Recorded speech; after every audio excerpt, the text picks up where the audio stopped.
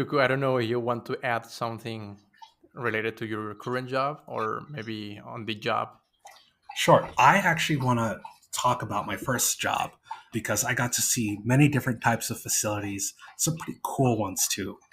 One type of facility that you don't expect, and it's going to depend on the area, is for me, it was the US Federal Reserve Bank. So, for those who don't know, the Federal Reserve Bank is essentially a government agency that is responsible for deciding how much money flows into the financial system. It's called the central bank. And, if you're aware of Mexico's central bank, the US Federal Reserve is the equivalent to that.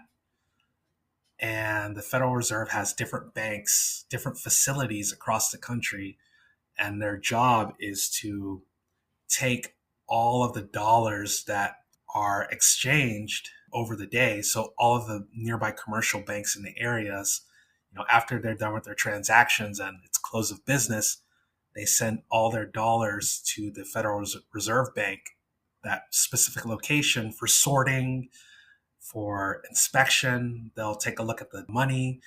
If it's damaged, they'll replace it. If there's a counterfeit, the FBI gets called, stuff like that. So it's normal for a typical Federal Reserve Bank location to process about $6 to $8 billion in a day. Oh, So, nice. so Can't even imagine how much that will be in weight or size. I cannot. so it's crazy. So I had scheduled my inspection because they had a number of boilers and generators. It's their only source of emissions, boilers and generators. Remember, anything that burns a fuel emits, and depending on where you're located, you might have to get a permit. Okay. I'm at the Federal Reserve Bank of Philadelphia. I performed the inspection, and I'm learning about the facility because my boss at the time told me, when you're on an inspection, you want to learn about the facility, not just about like what they have, but what they do in general. So I said, okay. The guy asks me after the inspection if I want to see the actual money handling operations. And I'm like, absolutely. He also, has video of an incident that they had where a fire occurred.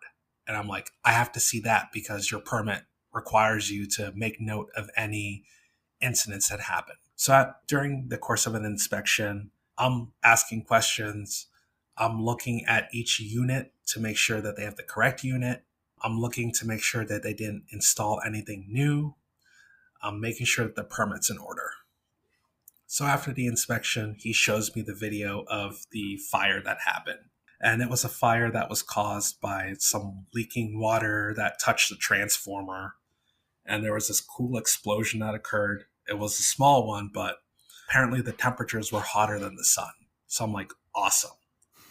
The next thing is we go down to the basement. Now, to enter the building, I had to go through security. I had to, make sure that I was good to go. They had to check my ID, all that good stuff. To go to the basement, I had to go through a second layer of security. I go through that. They ask permission for me to enter. They take me to the basement.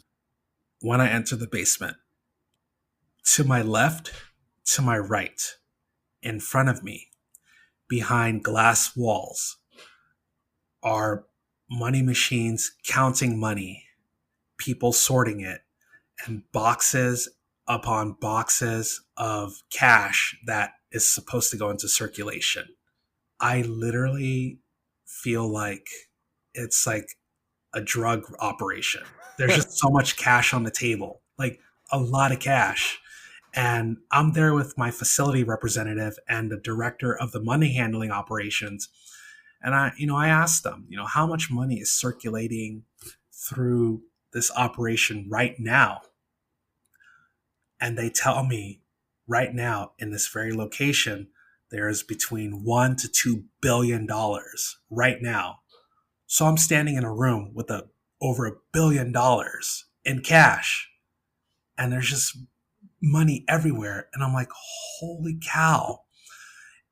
And we just start joking around. Like, this is a drug den, cash is king, and you can use cash to hide all sorts of transactions. But it just blew my mind.